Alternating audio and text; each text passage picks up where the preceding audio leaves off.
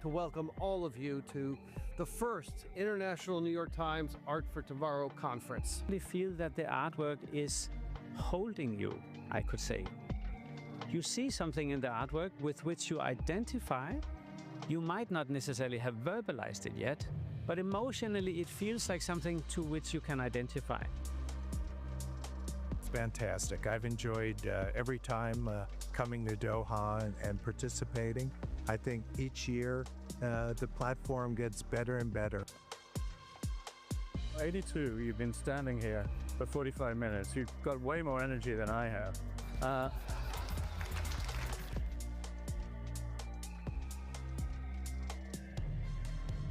Excited to be here in Berlin with so many of the important people I cover every day in our news pages.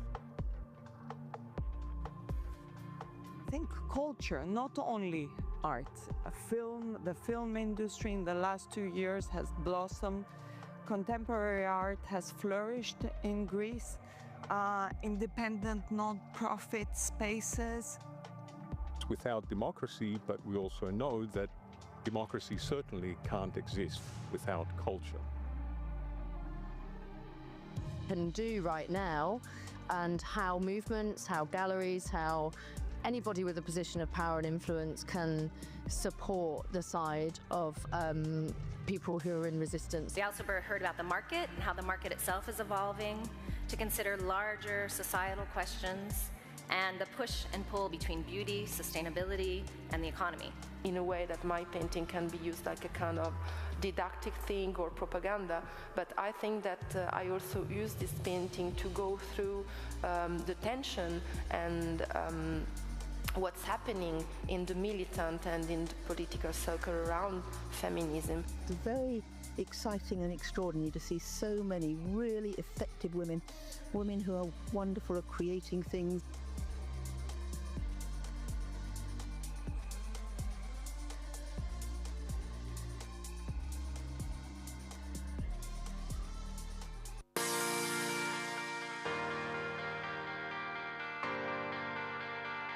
I'm excited to be here in Berlin with so many of the important people I cover every day in our news pages. Art is a universal language. Culture brings people together, and I don't see how that can ever change. For me, the art I loved is always political. All those important artists, they always have very political opinions. We need this now. We need to be thinking about museums in terms of communities and who are our audiences in different ways, and I think there's just no time like the present. It's sort of change or die, right? I mean, isn't that sort of how adapt or die as a species? So as a business species in the ecosystem of the art world, we have to constantly change the way we're doing things. What the public come to museums and pay quite large sums of money to see is the insight of curatorial talent and skill alongside the collections.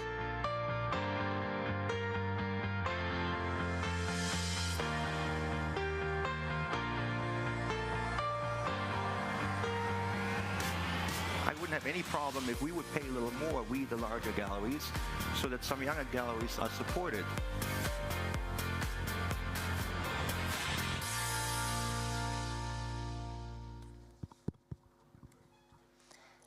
Ladies and gentlemen, please welcome to the stage Achilles Saltzis, the president of the Democracy and Culture Foundation.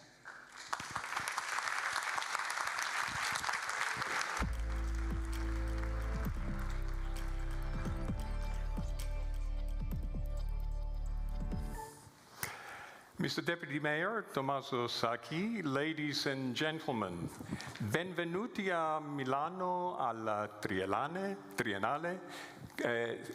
questo magnifico edificio e esposizionale. That's my Italian for the day. Ladies and gentlemen, you cannot believe, you can just not imagine how excited I am to be standing in front of you, to welcome you to Art for Tomorrow. 10 years 10 years in the running.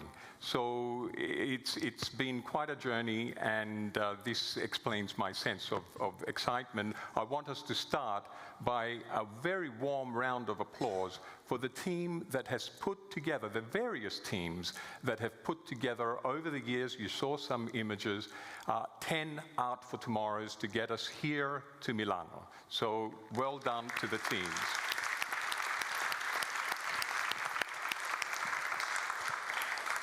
And on behalf of our team at the Democracy and Culture Foundation, which spans from London, Paris, Athens, on behalf of the New York Times, on behalf of Her Excellency, Sheikha Al-Mayasa bin Hamad bin Khalifa Al Thani, and Qatar Museums, who are our founding partners, we thank you for following us, for being here.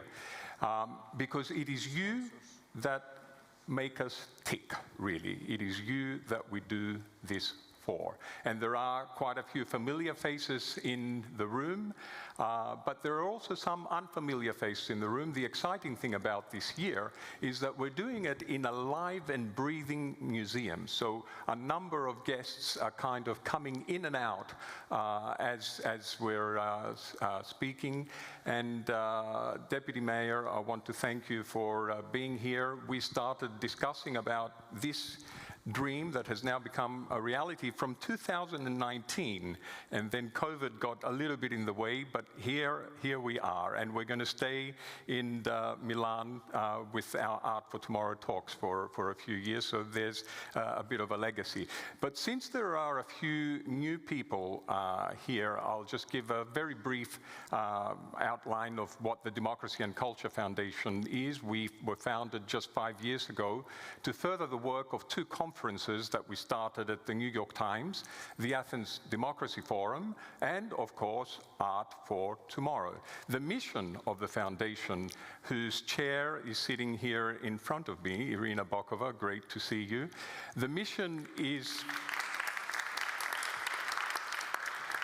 to help democracy evolve by empowering society through citizen engagement and better governance. We believe strongly in the nexus, in finding that nexus of culture and democracy. That's what we're all about.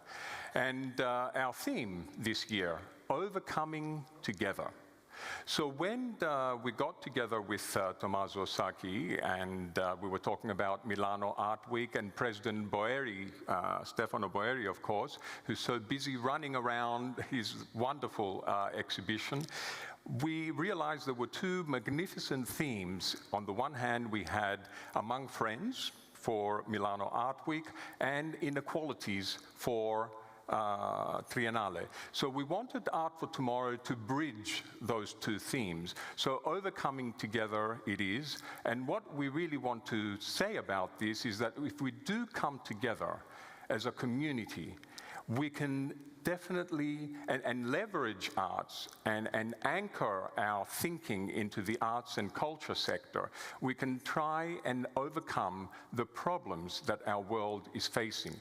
And there's a number of problems. I mean, our planet is literally burning.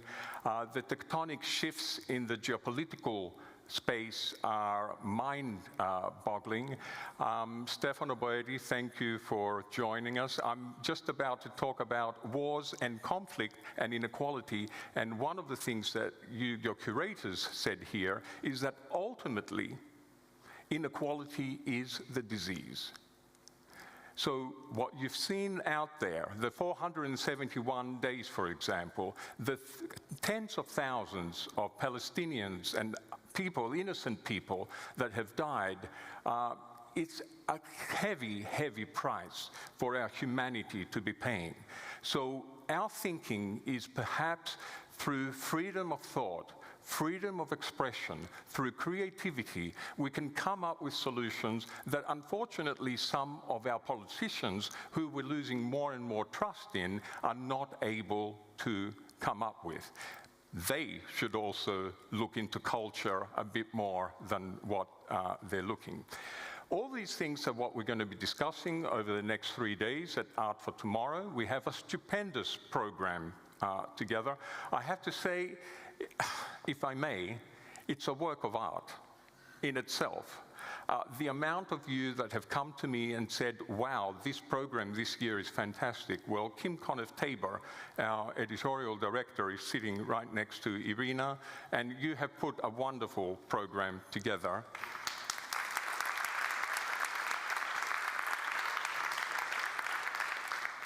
Wonderful speakers that are going to be shepherded by our great moderators, Farah Nagari, Rosalind Sulkers, Scott, where are you, Scott Rayburn, Yorgos Archimandritis, and Yelena Turkuya and Sophia.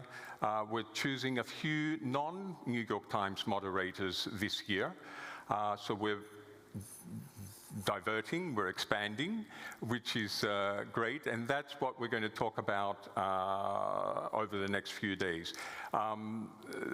Being a very special year for us, 10 years, doesn't happen every day, doesn't happen every year, of course. We've completed a decade. We wanted to leave a mark, and one of the things that we're doing this year, there's a few other surprises, but I'll leave those surprises to Jeff Koons and to Philippe Stark tomorrow and the day after.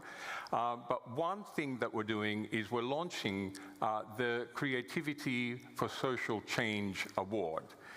Here in Milan, tomorrow night, we will be awarding, recognizing an emerging artist from, I'm not going to say very much because it's a secret, we'll find out tomorrow, but mainly from the Global South, because we need to shine more light to the emerging artists and creative talent from the Global South. I would like to thank our sponsors. Of course, Sheikha Mayasa, your representatives are here. She's a force of nature, as we all know, and she and her team, and some of her team are sitting here, have been a driving force to bring us to where we are today after 10 years. Qatar Creates is our headline supporter, as is Gayaneh Umerova, the Uzbekistan Arts and Culture Development Foundation, and we have a wonderful session tomorrow on the Bukhara Biennale that you're launching. Our other supporters, Audemars Piguet and Prix Pictet, both of these organizations support creative talent, so a curator of theirs and a photographer of theirs will be here. Cartier, great to see you back here. Drum and Dad, the Phoenix Museum, the Migration Museum in Rotterdam, is opening on Thursday, I believe, Kim. It's Thursday or Friday. The Queen is going to be at the inaugural visit, but guess what? We will have the opportunity to visit it before the Queen on Wednesday. We'll be the first people to ever see Phoenix Museum. Massimo Di Carlo, part of our cultural experiences, great gallery, will be there tomorrow. And of course, Ruinart, just to paraphrase Napoleon, in good times we deserve it, and in tough times like we're now, we need it. So, as I'm looking at you,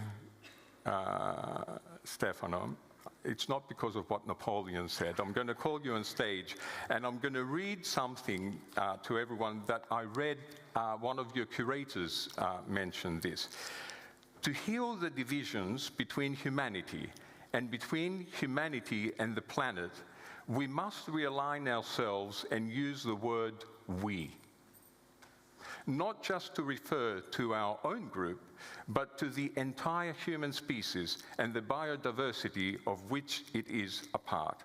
We are all interconnected within a single net.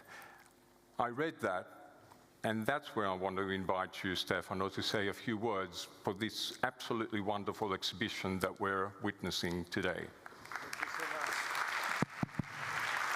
Thank you so much. Just a welcome. We met last October. We were hosting a forum on inequalities with several thinkers coming from all over the world, Tim Ingold, anthropologist, Richard Sennett, and many others. And immediately we share with Achille the idea to do something together today. Today is a very special day for Triennale. We are opening the 24th international exhibition, as you know. And we decided to work on inequalities.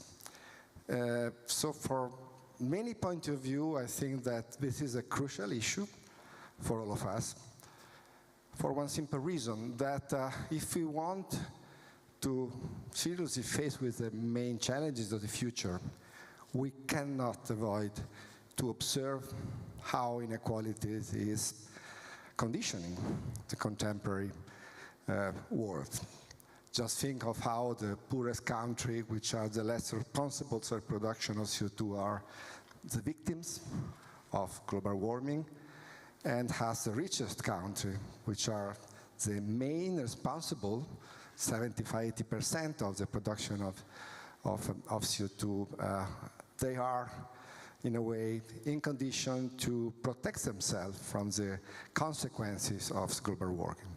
So this is simple to let's say, think to how this issue about inequality is crucial today as a kind of key entry, as a kind of precondition to see all what could happen to humanity in the future. Also, if we think to AI, the same, we have to understand how AI could or not implement inequalities, could or not have, let's say, a role in reducing the differences.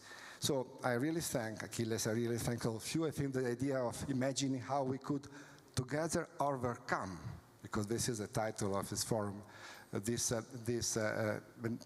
complicated challenges, it's very important, and I thank you so much for being with us today. And that's for sure, I think you know the exhibition is there.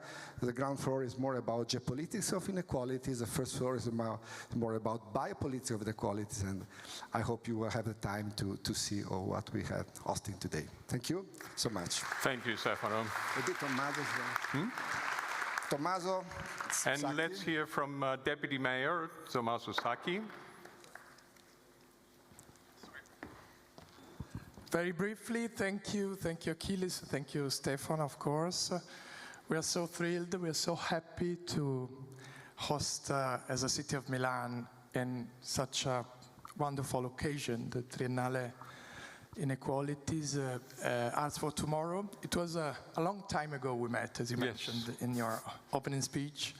It was in Florence before I had a position there, and we were thinking about how can we bring Arts for Tomorrow and all those thoughts from the intellectuals from all over the world to the city of Florence. Then it happened, and then Triennale, of course, with this so important and urgent reflections on inequalities came, and so it is the right occasion to bring all the voices you were able to bring. So thank you. Thank the New York Times. Tomorrow we will share the venues, and this is something really relevant because we are doing a co-production with Triennale di Milano, and so the other venue is Palazzo Reale. We will host all the delegates from Arts from Tomorrow, and so it is very important that when something starts in Triennale, one of the main cultural institutions of Europe and of our city, of course, it continues all around the city and also in Palazzo Reale. So we will see you also tomorrow there. Thank you so much. Grazie Achille, grazie a tutti voi. Grazie. Thank you very much both. And Stefano, you have the artistic expression of inequalities out there. So the content is going to take place here, and we're starting with a great panel on community-based arts. After that, we have Theaster Gates, who has a great installation upstairs that you should all see. By the way, Kim and I did the AI test, and I encourage you all to go and do that. Very eye-opening. After that, we have a performance, and then Her Excellency. This was not staged that she was going to be entering now, but Her Excellency Sheikha Al Mayasa bin Hamad bin Khalifa Al Thani.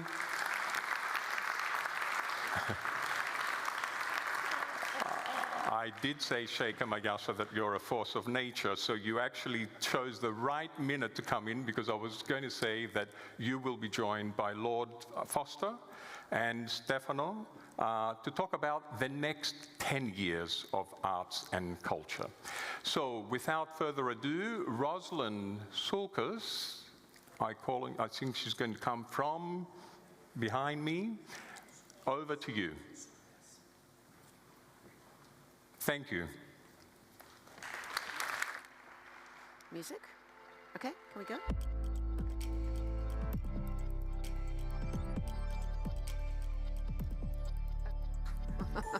Okay.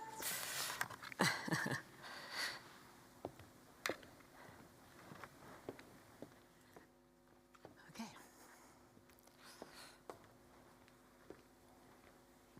Hi. Salvara, you go there. Okay. Where's Ineri?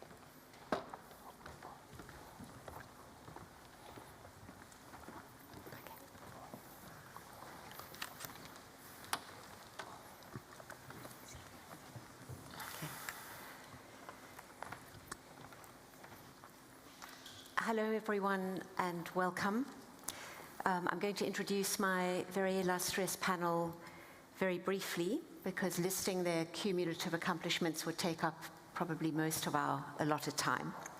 Hopefully you'll hear much more about their work and what they've done and are doing as we speak.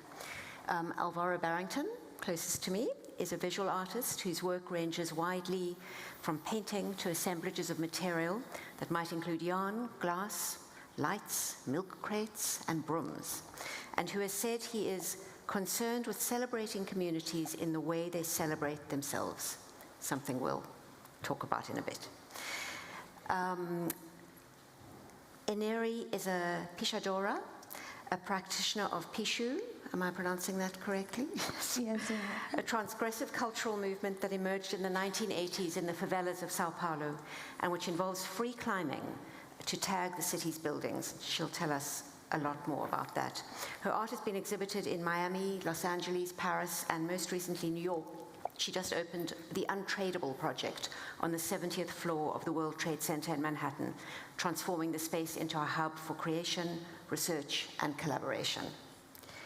Michele DeLucchi is a member of the Memphis Collective, founded by Ettore Sottsass in 1980, and, this is a great piece of information, the designer of the world's best-selling lamp, which is the Tolomeo by Artemidi. He has designed furniture as well as buildings all over the world and is the founder of the AMDL Circle, which works across many sectors, including architecture, design, graphics, and he was telling me other things like anthropology and psychology, we'll talk about it, aiming to provide spaces that bring people together. Alessandro Cinque, at the end, is an award-winning photojournalist whose work documents environmental and social issues in Latin America, most specifically in Peru, where he still lives and where he spent the last 6 years covering 20,000 kilometers and 35 mining communities, exploring the devastating impact of mining on the indigenous Quechua communities there. The topic of our conversation is premised on the idea that an increasing number of artists, architects, and creative figures are embedding themselves in communities, perhaps in opposition to wealth gaps and market-driven nature of the art world, or the commercial world. But perhaps another way of thinking about it, and this sort of emerged from the conversation that we had on Friday or Saturday when we just got together on Zoom to have a quick chat, was that perhaps a better way of thinking about it is that art or design helps us to understand one another and gives us access to other communities. And maybe we'll talk about those ideas. But Alvaro, can we start with the quote from the interview that I cited when I introduced you? I can't remember where it comes from. I can't remember which interview it is, but you said, "We are concerned with celebrating communities in the way they celebrate themselves," which seems like a distinction between working with communities or going into communities. Can you talk a bit about that distinction, what it means to you?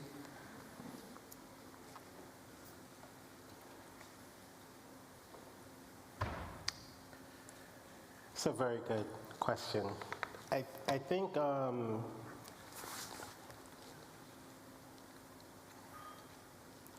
I guess how I think about it is how I grew up. So I'm an orphan, and I lived with a lot of my mom's friends.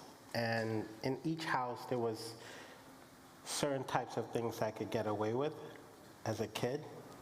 So if I was, like my Aunt Zelda would allow me to do certain things, you know, my aunt, another one of my aunt would allow me to do certain things.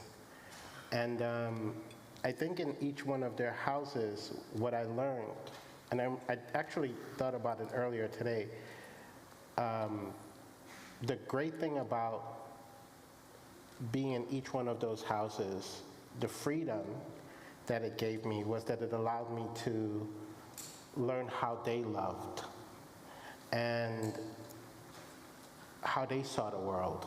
And so it allowed me to sort of, you know, get to choose, oh, okay, I need to be loved a certain type of way, so I'm gonna go over and hang out over here. But this was also happening in New York City, where, like, you know, if you went to the West Village, there was a certain type of community that hung out in the West Village. There was a very different type of community that hung out in the East Village, very different type of community that hung out in Flatbush. And just being a kid from New York, I was able to sort of be in all of these neighborhoods. Move between them. And move between them. And really got to celebrate, be in these cultural spaces that, you know, you couldn't necessarily do certain things in certain neighborhoods without being looked at as weird. But if you wanted to go to the West Village and do certain things, you could do it and be celebrated. And so as an artist, I just sort of feel fundamentally that art is about sort of being with a community, how a community celebrates themselves, and celebrating with them in that way, because then you also learn how to celebrate yourself. So I hope that. Okay. We'll come back to something else you said on the phone on this topic, but I want to ask Canary first about your work, because your work is extremely directly engaged with a very specific community, the Pishu community. And perhaps before we talk about that in more detail, you could actually explain to the audience what this is. I mean, I think probably few of us really know much about it. I certainly didn't before. Okay. So I grew up in São Paulo, and the Pishu movement is something so impossible to don't see around. And for me, I think as everyone who grew up in São Paulo and some cities that are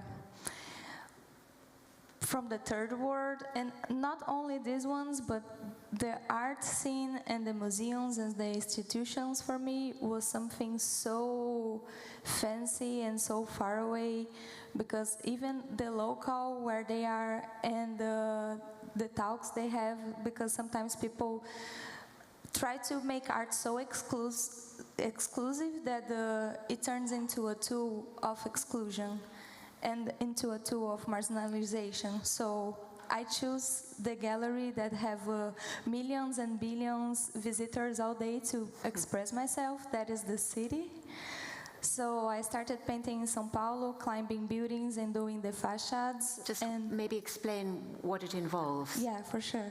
The Pishu movement, it breaks the aesthetic with graffiti. It's a really cultural, political movement that uses mainly the black colors and have a simple and aggressive visual. And it talks with the community because it's the way that people from the hoods express themselves. So you walk around São Paulo, and now in the whole country from Brazil, and it's impossible to don't see it, because people, we have a lot of people that want to express themselves, but they don't have the space to do it, so they use the city as the tool and as the stage to create the impacts and to express themselves. When I was doing a bit of research about the practice, I read that it aims to break away from the imported idea of graffiti. Yeah. Can you say a bit more about that? Not only the imported graffiti, but also the whole architecture from São Paulo is imported. So it's something that breaks with the with this with the imported aesthetic from art, with the imported aesthetic from the city on the whole architecture. So it's to confront these imported cultures, because we live this on the clothes, on the music, on the architecture, on the art. So the pitch is to break all of this and try to get together our own aesthetic. And I think this also happened with samba and with funk music right now. So in many ways, even from the clothes styles, I think that in Brazil especially, and many other countries, have this urgency to get their own styles instead of value and try to import everything from especially US and Europe aesthetics. How much do you feel, though, that you are engaging with a broader community? I mean, who is the work for? Or is it really very much a Pishu community? Or I think Pishu talk with community because also talks with the city, and also it's a place you just need to grab a spray can and express yourself. So also many communities from São Paulo and from other places, the Pishu is the only art they have, so it's the only art that access their places, because sometimes the institutions and the museums are so far away from them that they don't have nothing else than the Pishu itself. So it's the culture that talks with the community, because it's simple, it's aggressive, and everybody knows what it is. So it's much more easy for people from that, especially are from marginalized communities, it's much more easier for them to get this essence than some things that are showed on the institutions. Okay. Michele, well, you're an architect. I'm tempted to ask how you feel about tagged buildings, but maybe we can come back to that. But I want to ask you about the AMDL Circle, which you founded in 1990, with the idea of creating design that will actively benefit society. And your website says, we design buildings, environments, objects, and graphics that inspire a peaceful coexistence between individuals and communities. And it sounds very idealistic and hopeful. What's it like? How does it work in practice? Yeah. Now, in reality, everything starts from the point that as architect, as designer, we do not design only spaces or only objects, but we do not choose only the material or the color or the shape, but we inspire the behavior of people. We inspire people how to use these spaces, how to use these objects, and how to develop even the normal, the banal way of using function in a functional way, nothing else. So starting from this point, I thought that it will be important, as well as it happened to me, to transfer all this information, this approach to design, to the new generations. And so, when I was looking for a job, and I'm fully Italian. I was born close to Venice. I studied in Florence, and I came here to Milan. And I knocked to the door of Ettore Sottsass. Ettore Sottsass is a prominent architect and designer in Milan. He has an exhibition up here. And I asked him for a job. I said, I just got my diploma in architecture, and I want to work with you. And you know what he told me? He asked me, but you want to design something, but do you know the word? Do you know how the word is done? Do you know how people think in the world? Are you familiar with all the different way of understanding humanity and so on and so on? I was paralyzed. I never went out of Italy. Once I went to Paris. I didn't know the word, and this was very important for me. It was the most important information I got in my life. If you want to design something for the world, you have to understand the world. And you have to be open to all the possible face of the world, all the possible different attitudes. And so I want in some way to pass these informations to the new generations, and instead then to get an office, an institution that would be managed by somebody without me in the future. I thought, well, instead of that, we do a kind of organization that I called the Circle, in which everybody can participate, and not only competent in architecture and design, but everybody that in some way has to do with the idea of life. Psychologists, scientists, physicians, and so on and so on, but especially anthropologists, because we are going with technology today. We are going to separate constantly the future from the past, but there's no way. I'm sorry, I hope not to offend anybody, but we are all animals. And we are animals. I mean, we are different from animals, but we are animals. We are getting from the same kind of evolution, body evolution, brain evolution, attitude evolutions, thinking evolution.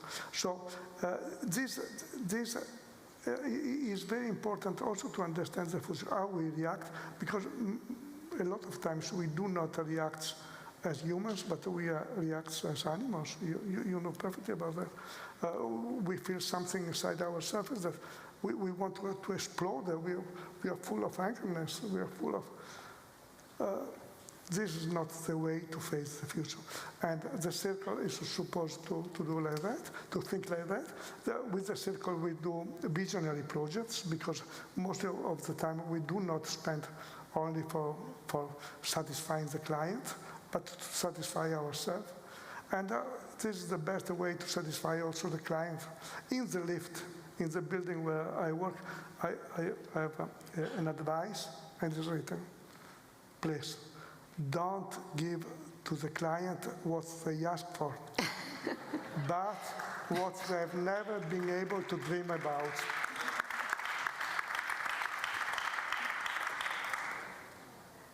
I want to ask how it might work in practice with a project, but let's give Alessandro a voice.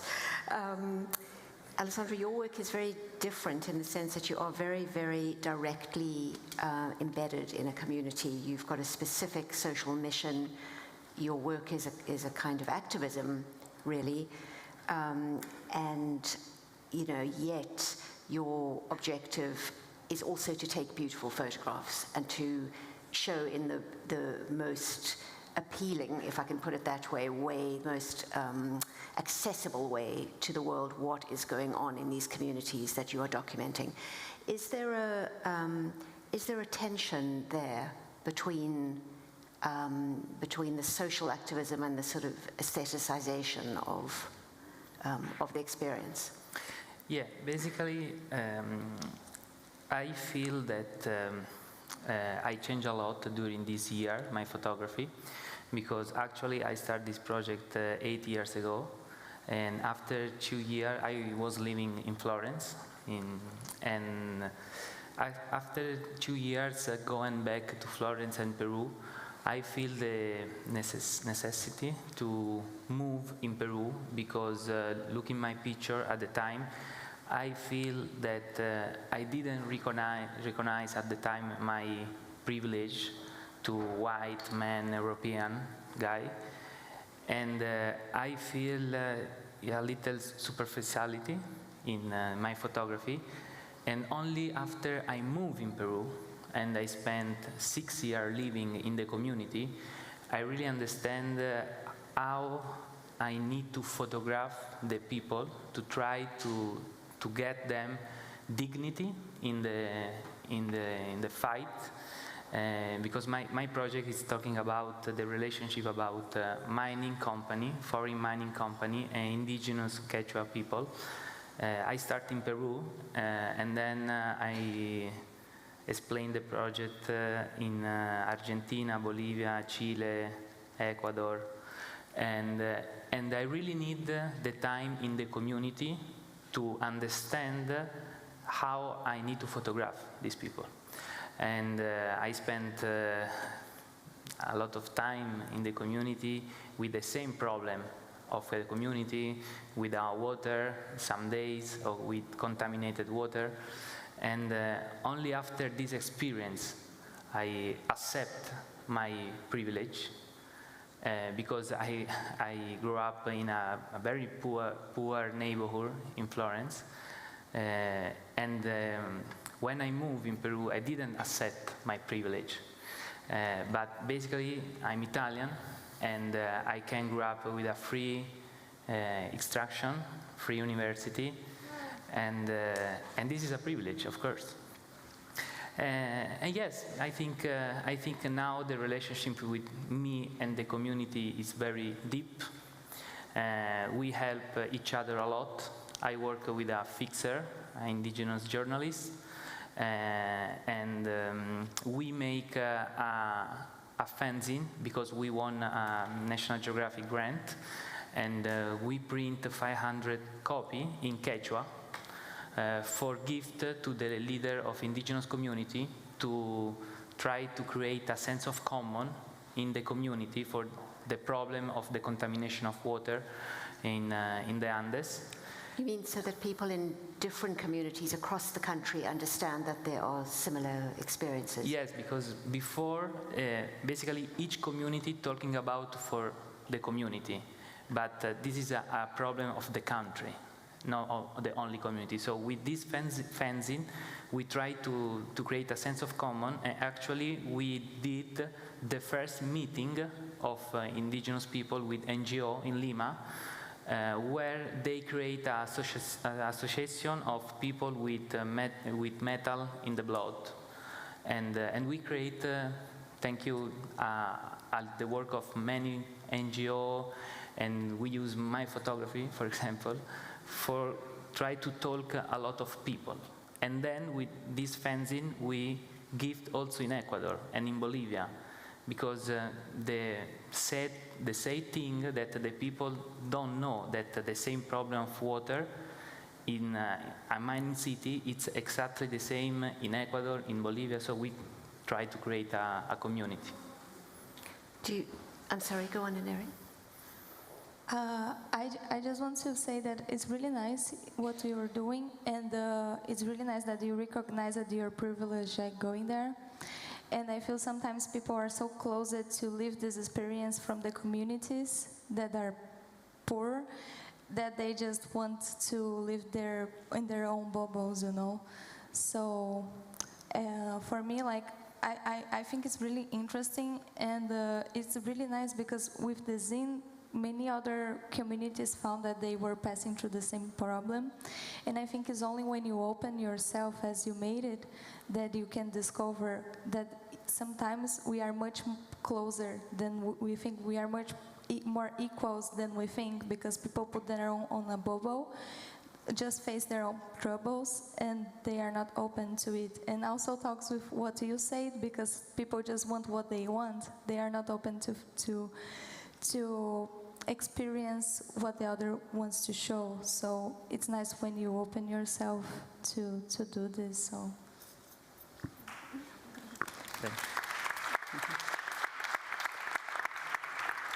Alvaro, when we spoke on the phone on Saturday, you said you disagreed with the idea of going into the community. I mean, obviously it's a very different thing to what Alessandro is doing, but I think you were talking about the idea of sort of dropping into, as it were, help people or work with people. But perhaps I'm understanding wrongly. Can you talk a bit about that? Yeah, the context was, I think, about me working with, like, Notting Hill Carnival, for example. And What did you do for Notting Hill Carnival? Did you design a float or? So we have a couple different ways of in participating in Carnival, but I think the question was sort of phrased like where it was centering, quote unquote, the art industry, which is a phrase that Mark Spiegler usually uses for the art world, not so much like a, but that it was which sort of exists with museums and biennials and galleries, and because I sort of have been known to kind of value as much as I love going to the National Gallery, love going to Carnival, or love going to Glastonbury, it was sort of a centering of the Tate, and then kind of looking at Notting Hill Carnival as sort of a secondary part. And I didn't really think that was a correct positioning, mostly because I don't, I think of myself as an artist, and I don't think, and while I love going to a gallery and I love seeing a great painting, I love, I equally love going to Carnival, which is sort of an incredible form of creation that I participate in. But it was more about, the question was more about a centering of like, a positioning that the art world, art industry isn't a community in itself. It is a community. It's a community that, we all can have conversations about Picasso or Louis Bourgeois, but there's also a lineage of other communities that that I think about, that I participate in, whether it's hip hop, whether it's festivals. All of those have a particular type of creative legacy that they're operating in that I'm excited about. So I just didn't really like the centering. So you're saying there isn't a hierarchy for you? It's all equally valid? No, I don't think the world lives in hierarchies.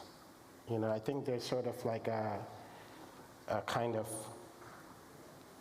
insistency of certain hierarchies. I do believe in systemic violence, right? Which, I've said this a couple times. I do believe that one can exercise power against another community. One group can exercise power against another group, and we have to, and I think we are in a world where today we are having conversations about that. What does it mean to be a white male, or, but I don't necessarily believe in the hierarchy of experiences. Neri, I'm just thinking from what Alvaro is saying, you're talking about the sort of the perhaps perceived centrality of an art world experience versus a sort of community experience or popular culture experience. For you, you've just had this exhibition in New York. How has it been for you to move from a kind of street movement into a more formalized context for your work? Actually, I just landed from New York from this project, and I came straight from here.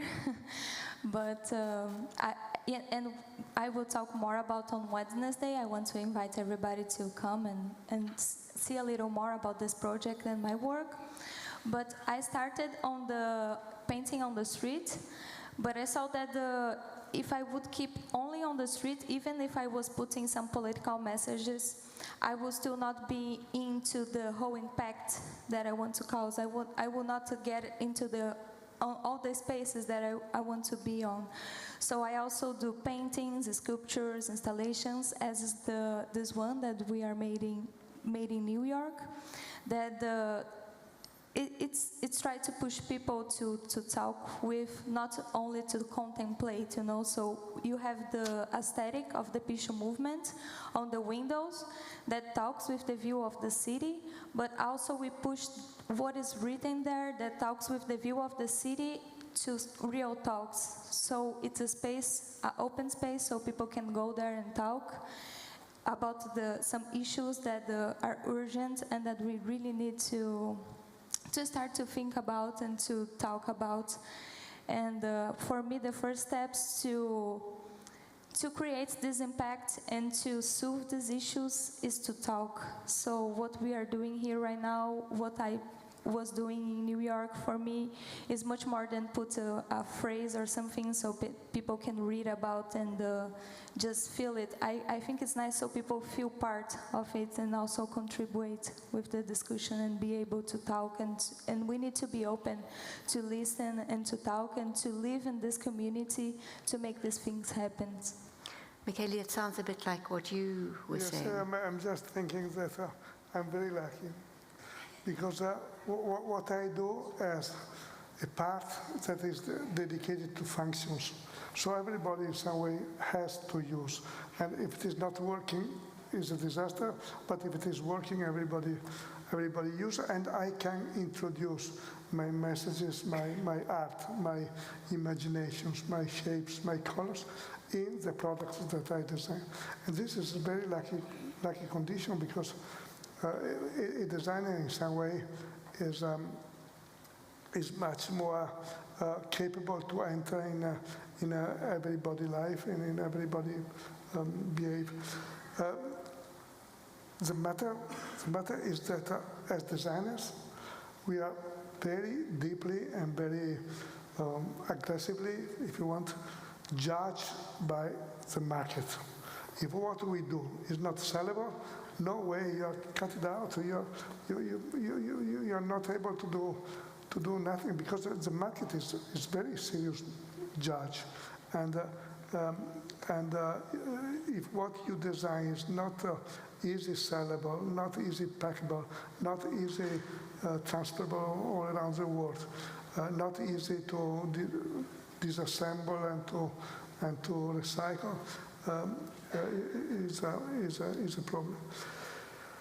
On the other way, everything has advantage, disadvantage. On the other side, another way, we can design something that can be very much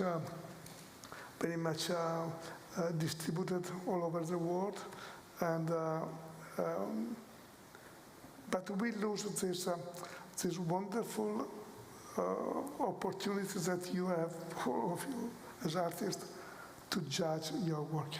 Because I know you are the first judge of your work.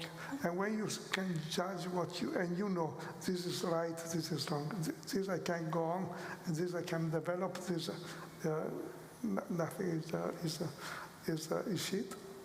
Well, this is what I miss a lot. And yet, for you, the engagement with other people and the collaboration seems to be very important in your work. Is a question to me or to me? To I feel that just because she's, or even Alvaro, in some way also, when they do something, they know immediately the answer if what they did is valuable or unvaluable. You know if what you did is on the right direction, is the right step. Me, I have to wait for the market. And I tell you, as designer, the market is easy because you at the end of the month, you know if you sold or you're not. In architecture, it's much more complicated because in architecture, you have to wait a lot of time to build up the building, and after you have to wait if the people that is going to live there is happy, and after you have to wait to know if it is easy to sell or not. And I have to be also wondering if everybody that didn't need this building, that didn't need this construction, is happy or not. Because for everybody, a building is just a bulky object in the middle of their way. And under the point of view, judges are so many and so difficult that it's very complicated to satisfy everybody. I wish we had time for you to describe your happiness project, which you talked about earlier, but I want to, when on the phone, but I want to leave a little bit of time for questions, and I want to ask you just one last question for all of you, just to respond in turn, which is, what does public engagement look like for you as artists or creators, and do you feel it is part of your role or not? I mean, clearly, Michele, you do. May I start? Yeah. I will say that I feel part of an evolution, of a world that is an evolution, and we have continuously to produce some intellectual excitement to bring the discussion on, to make it more and more gratifying the relation with other people.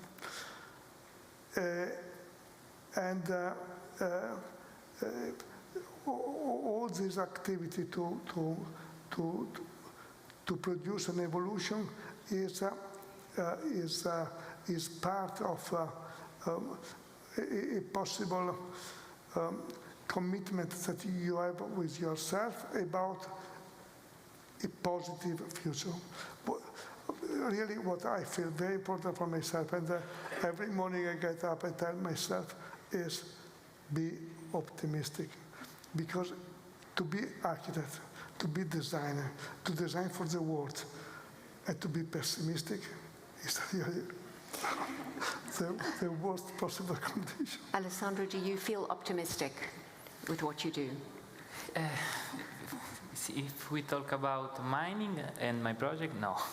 Because we stopped with copper and now we start with lithium. So, but I'm optimistic because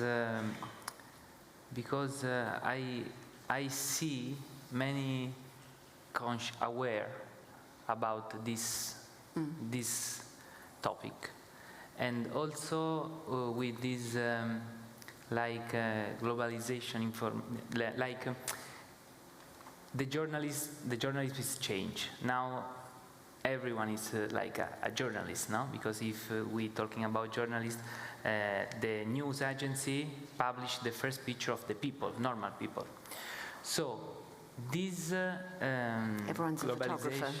globalization of information, it's optimistic for me, because now, for example, are here in Milan, and we're talking about the Andes. So in this way, I'm optimistic. But now we need the constants of people that change. Ineri, what about you? Is public engagement the objective for you? Is that your role, or do you feel that it's a more personally expressive idea? It's not only a personally expression, because I always like to study what I'm painting, where I am, and what way I can talk with the community where I'm painting. So even in the beginning, when I was doing my signatures, I always try to put some political messages so can mix with the people's feelings somehow. So I don't know about being optimist or no. I think what I do talks a little more about my feelings and my anger, and I think sometimes we are in a positive day and sometimes not, but I think I try to be always open to talk with the place I am painting and to leave the community and to ask them about how is their lives and all these things. So when I go to do a work in some place, I never go in my mind what I'm going to do. I always like to spend some time there and see where I am before I do something, because this is the only way to talk about the place I'm going. Because even if you are studying the place online or something like this, it's not the same as being there and live. So this is one thing that is really important to me, to my creation, is to feel and to communicate with the place I am. Yeah. Alvaro, what about you? Do you see public connection as part of your role? Yeah, I mean, I think all art is about a public dialogue.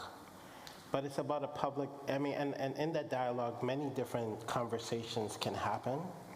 I think, you know, Koons is talking here a few days from now.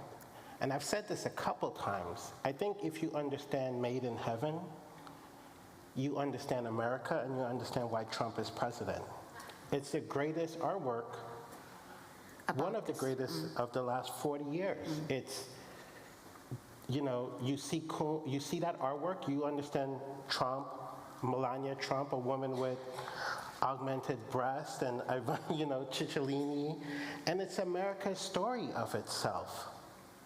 You know, and I think art is always a sort of public conversation about who we are, who we aim to be. You know, the Sistine Chapel is about the birth of the idea in Western culture of the individual as a God-given right, which has created so much of the imagination that we exist in today. So, you know, I think art is always a public dialogue, even if it happens in a private space. Yeah. Thank you, that's very nice.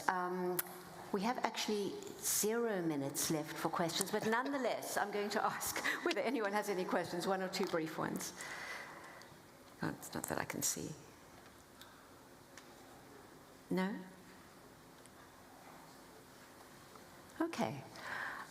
Well, in that case, it just remains for me to thank everyone. I feel like we could have all spoken for much longer. Everyone was so interesting. And to say that my colleague Farah Nayeri is going to come on next with Theaster Gates, so don't go away. Thank you.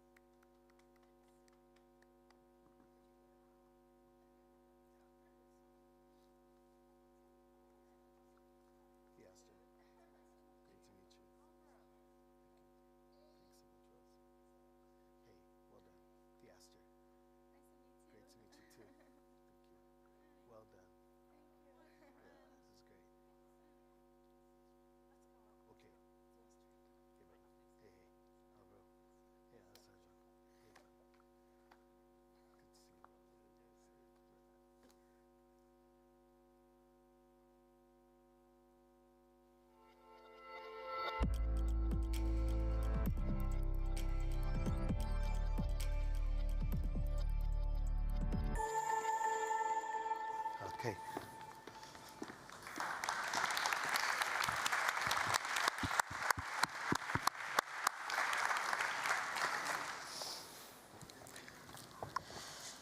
Good afternoon, good evening, everyone. Ladies and gentlemen, what a joy it is for me to be back in this country, which is practically my own.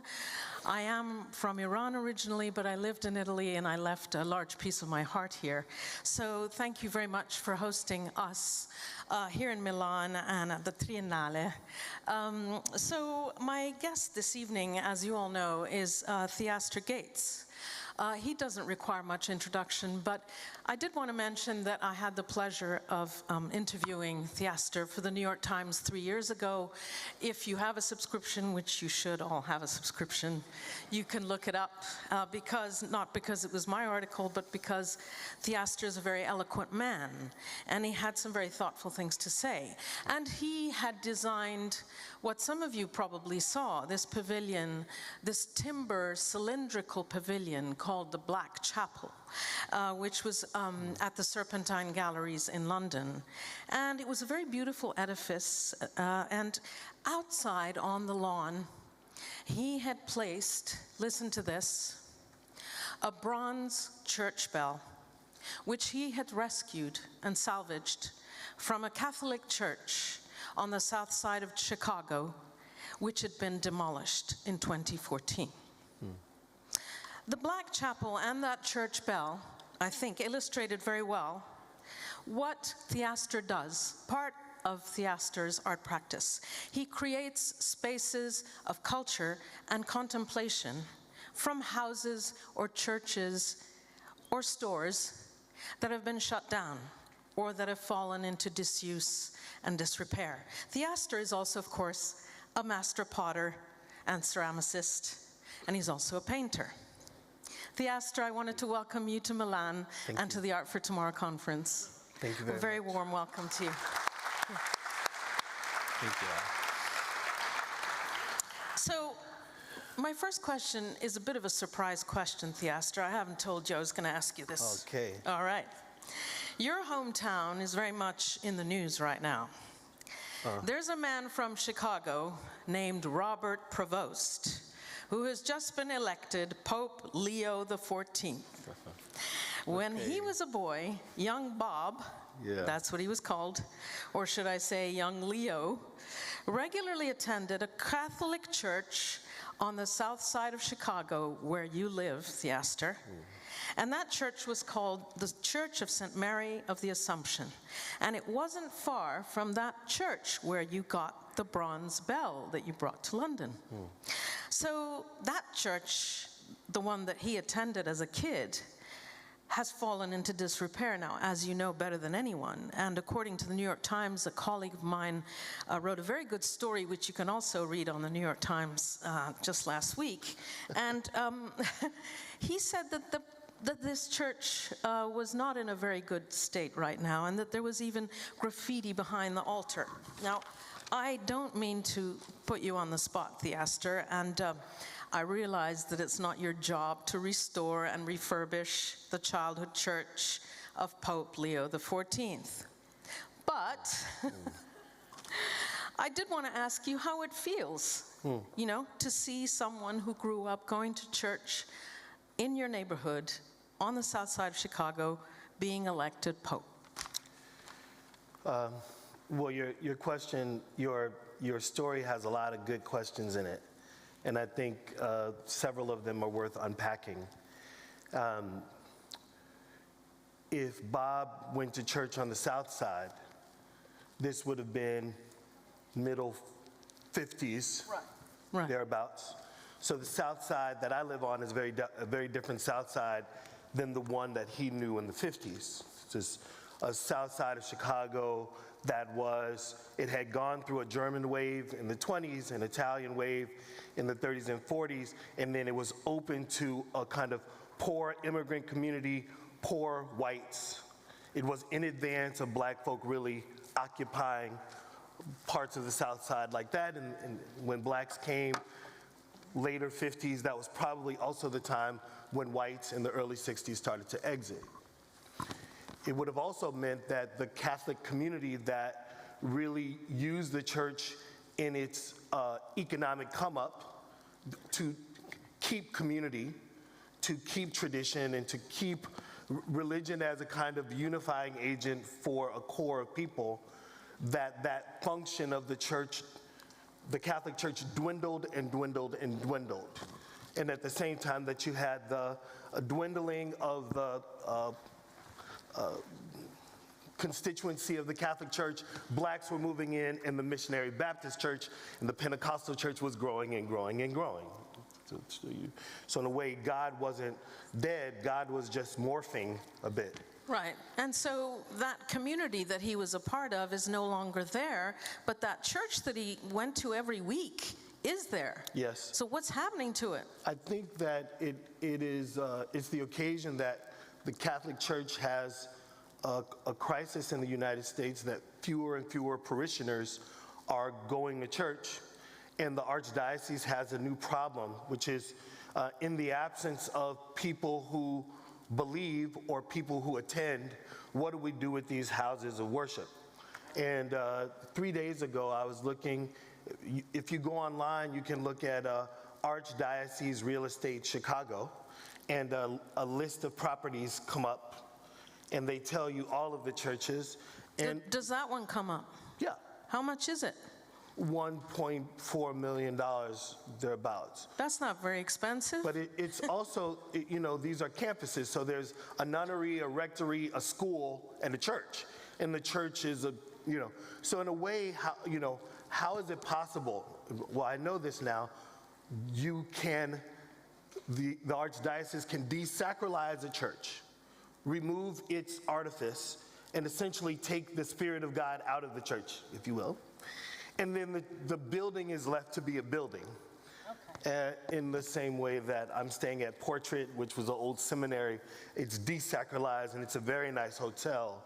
But I think that it also acknowledges the fact that there has been tremendous lack of investment in parts of the South Side, and the economic engines that used to live there, that kept Germans and Italians there, are no longer there for black folk who live there at 99% of the population. And I mean, you know, this election, historic election, may attract attention to that particular building, edifice, and place of worship. Anyway, let's move on and talk about you, and not just about Pope Leo. It's a good question. Thank you. I also, as I was saying earlier, a key part of your practice does involve taking over derelict buildings, collecting and redisplaying their contents, and they can be historic book collections, magazine and album collections, which you've retrieved from stores that used to be open and are not open anymore.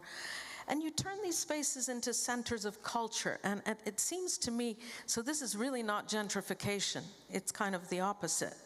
You're restoring soul and spirit back to the community and back to these spaces. And so, very basic question, Theaster, why do you do this?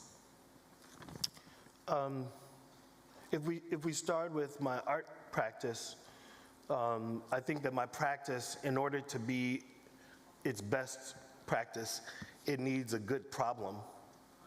And the problem that I gave myself was, you know, what would happen if I stayed in a place, and as my desire for amenities grew and my capacity to take advantage of those amenities grew, if those amenities didn't exist in the neighborhood that I lived in, could I help in the creation of those amenities that I wanted? And so rather than thinking about the South Side or the West Side of Chicago or any other city, Kassel, Germany, or St. Louis, wherever I've worked, rather than thinking of it as a place that has deficit, it's a place with latent, sleepy assets that people just haven't been invested in. And could I use my practice to make something happen? Let's say make something happen. And the making something happen could constitute what people call sculpture, or it could be a kind of land art, or it could be an intervention that to an economic developer could look like an economic development intervention. To the real estate developer, it could look like affordable housing. To the mayor, it could look like political positioning.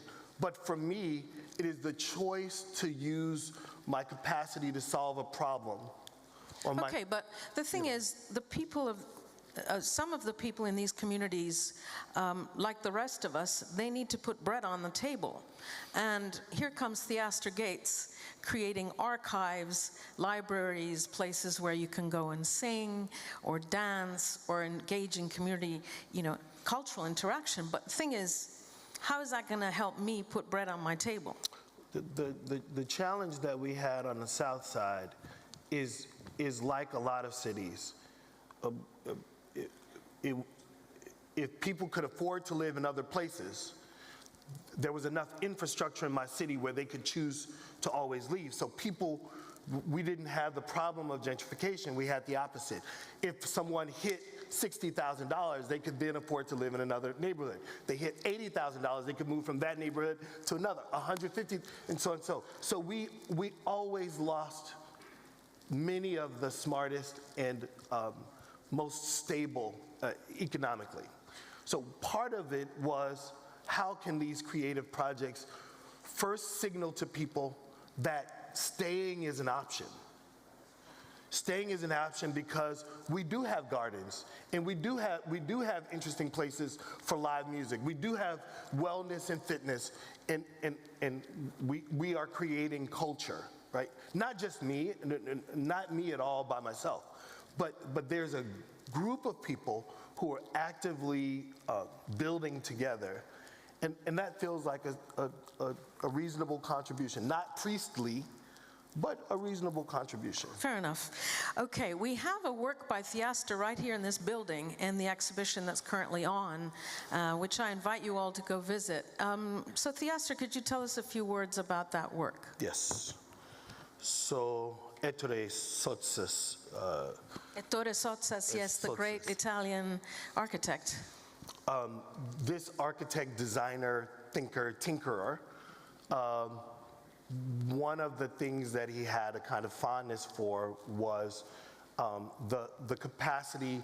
He called them Eastern people, but China, he's probably speaking to China, Korea, Japan, maybe Taiwan and the Philippines. But Eastern people had the ability to imbue materials with power.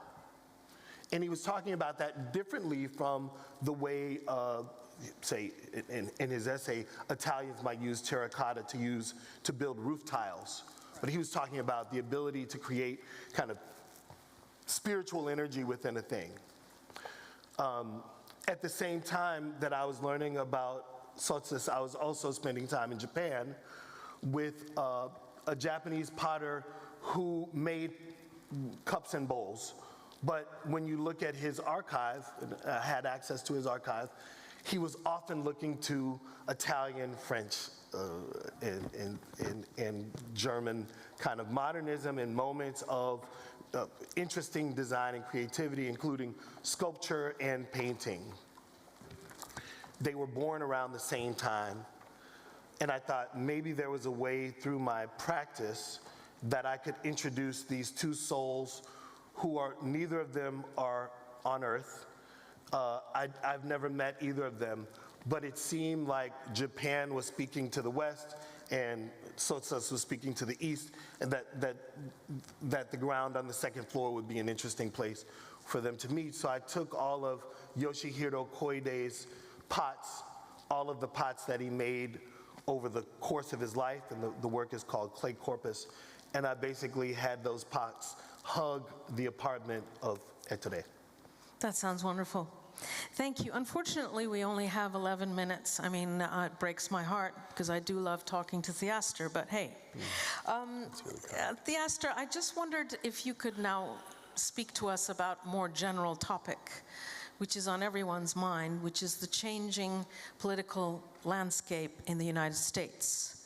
I'm not going to add anything to that, but I just wanted to ask you what your, how things are with you and what you do in Chicago on the South Side and beyond.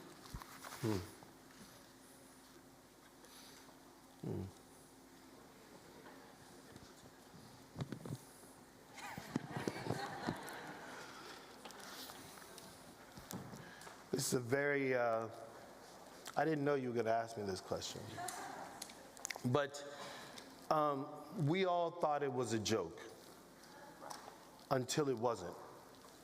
And in the way that the left talks about dismantling systems, it seems the right is very, very effective at dismantling systems. And the dismantling in the United States, it's affecting culture in a way that I never could have imagined it would affect it. Like, I can call friends and they say, I lost my job today. I can call another friend and they say, I lost my job yesterday. And this dismantling is something that has really emboldened me to imagine that one's life cannot be exempt from political participation, and that when one exempts themselves from political life, that it has tremendous consequence. So I don't really have much to say about leadership, as much as I believe that we must all continue to make the contributions necessary to support the communities that we believe in, and that if we were all doing a bit, that would be better than expecting that work to happen only at the top. Yeah, and when we were speaking just backstage, you did say that things were stable, that your work that you do in the community in Chicago is stable right now. It's stable because I knew that there was an end to certain kinds of, I knew that philanthropy and public funding has always been a precarious possibility. So one has to remain nimble, and one can't become fat off the possibility of philanthropy or government generosity. One has to remain rigorous in their belief that if something great is going to happen, it's happening because we have the ability to do this, not necessarily to do this. Yeah.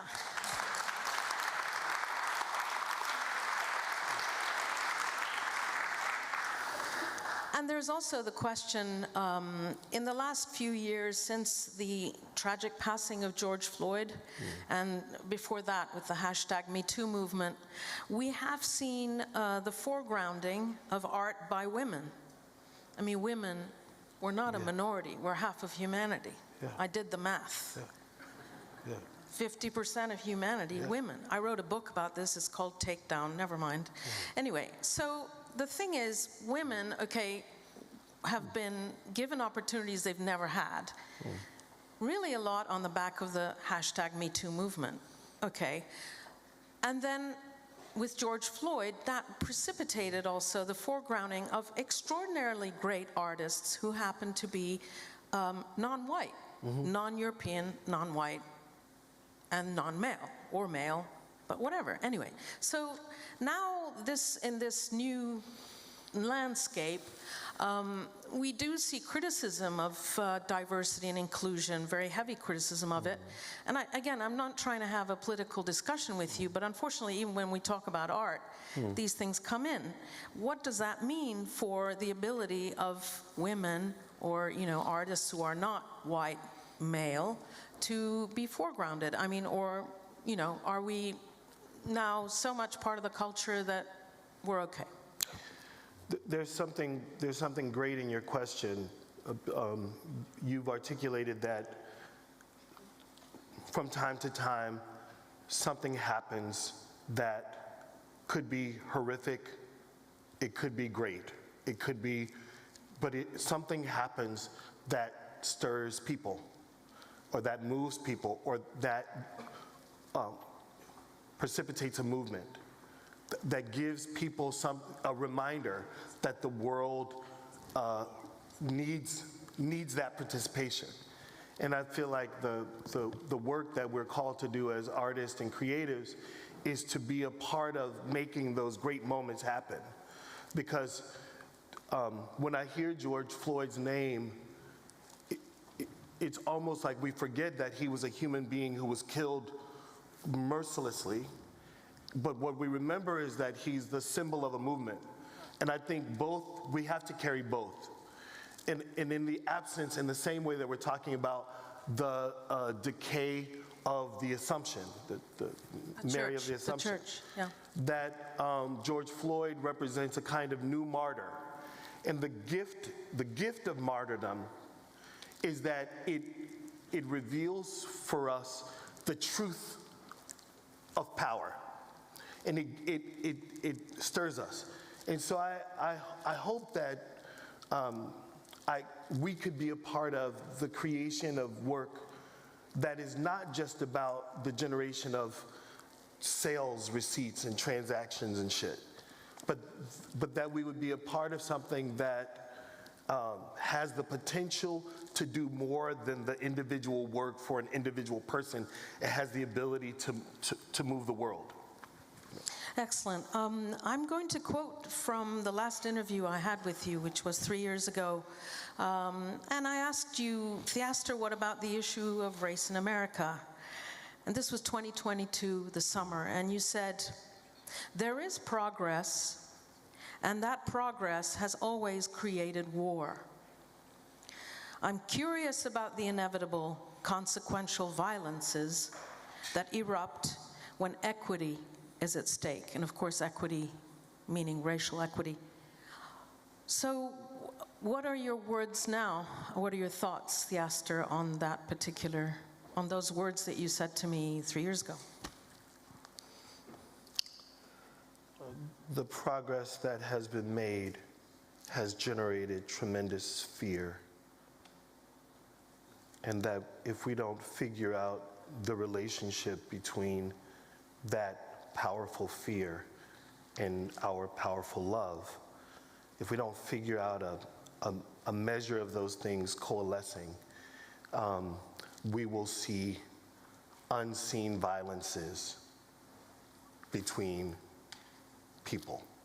And that those violences will be the byproduct of the fact that a smaller and smaller group of people are really, really afraid that they will lose something that they feel is almost a spiritual inheritance of some sort.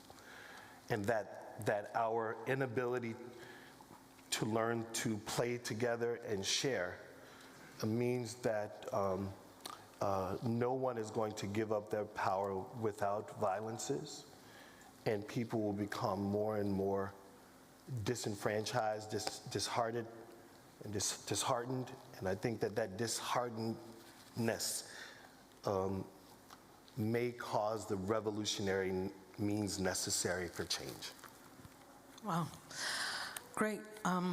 Theaster, we're about to wrap up soon, and I wondered if there was anything else you would like to add before we bow out and say goodbye. Yeah, I never expected that I would talk about politics at a design triennale in this way, but maybe the necessary conversations have to happen everywhere. And so while I love talking about the design of a chair, I want to talk about that. I want to talk about architecture and fashion. I also think that we can't have conversations without the truth of the political. So I'm happy that you asked me these questions, and also a little bit happy to be here.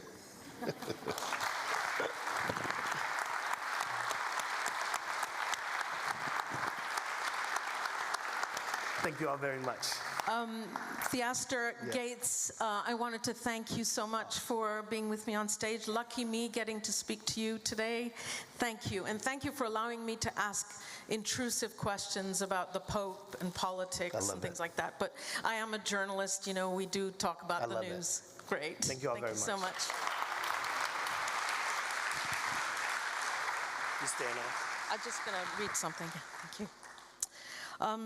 I would just like to introduce to you now the cellist Ok Kyung Lee, who will give a short performance which will prefigure her performance back here at the Triennale on May 5th. So please make a note and please enjoy her performance. And she will be followed by my colleague Scott Rayburn, who will be moderating a panel for us.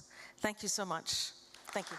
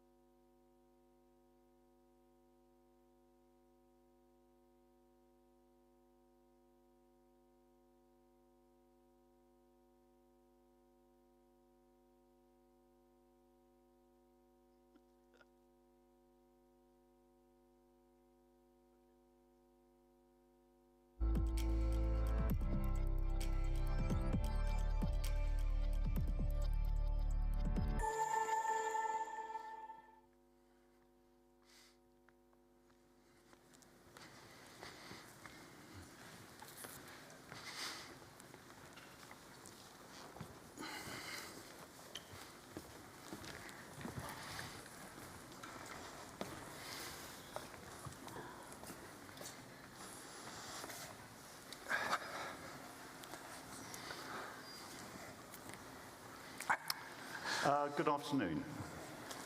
I'm here with three very distinguished individuals who have created and continue to create visionary architectural projects that touch the lives of millions of people. We're here to discuss the future of such projects at a time when the very idea of the future has become frighteningly unpredictable and provisional. Achilles talked about culture in 10 years' time. At the moment, that feels a long way away. Now, let me start with Stefano. As I understand it, an inspiration for this year's triennial is the recently published History of Tomorrow, for Tomorrow, by the Australian philosopher Roman Krznaric. Now, this discusses the difficulty of overcoming the tyranny of the present imposed by the pace of geopolitical events and the power of social media. How do you think we can create a culture of tomorrow when we are tyrannized by today? And how does that relate to the whole issue of inequality? I just thought we'd start with a really easy, simple question. Thank you so much for the question. So I think that book is amazing. It's a book where you understand that sometimes studying the past is crucial if you want to be aware that the present that we are now experiencing is not the unique possible present. And what you wrote in that book is extremely fertile and also from a certain point of view intriguing. And it reminds me also something that we are hosting in this exhibition, Inequalities. Just to give you an example, I think that what Chester Gates, just explaining what Chester Gates has exposed on the first floor of Triennale, so this idea that traditional aircrafts could be and could have been amazing, let's say, social elevators, amazing ways to improve the quality of life of millions of people. It's in itself a lesson that we should learn if we want to understand how to change the present condition of, let's say, many components of our urban societies. And this is only one example to confirm that sometimes when you go back to the past, when you work on archives, for instance, and you study how some serious troubles were, let's say, faced and solved in the past, this could teach you how to change the present conditions. And then this is strictly connected with the issue of inequalities, for sure. I think, I repeat that inequalities is, for me, a necessary key entry if you want to decipher how to face the main challenges of the future. Okay. Norman, the Israeli historian Yuval Noah Harari, who's the author of *Sapiens*, not so long ago said that income inequality was one of the three central threats to humanity, along with nuclear war and climate change. Now, you're addressing the issue of income inequality in terms of, in your exhibition, Towards a More Equal Future. You address the global housing crisis in emergency contexts. Could you tell us some more about how you're dealing with a specific issue? I think there are a range of projects, and if we start perhaps with the big issue of some 14% of humanity, more than 1 billion, who live in informal settlements or slums, the words are interchangeable, which means they don't have adequate shelter, modern sanitation, clean water, electricity.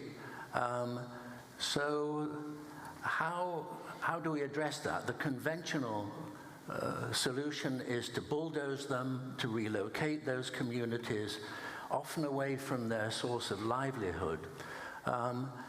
So with the foundation team, we work with another foundation, the Tata Foundation, on the proposition that those communities were not communities of despair, but rather of hope, with a very strong sense of identity and place, and demonstrated that within just little more than working on site with that community, identifying the interest groups, 3 interest groups. It was a fishing community in the Indian province of Odisha, and saw the transformation from within of introducing recycling of waste, modern sanitation, public space.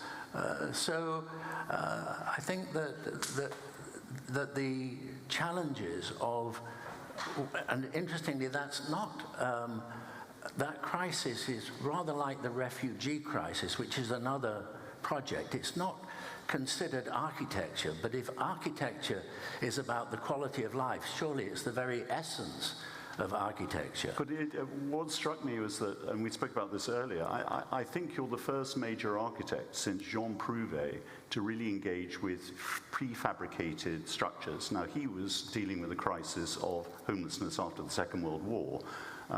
We're starting to get to a point where we're dealing with catastrophes on a similar level. So could you just briefly tell us a bit about the detail of these prefabricated structures, which are, I think, incredibly important? Well, the refugee unit started with a workshop in the foundation, and the scholars, the students, quite rightly challenged the premise that a family would grow up through generations, 10 to 20 years, in a canvas tent, and suggested that there had to be a better solution. Why could you not build something in a matter of days that would be more durable and more dignified?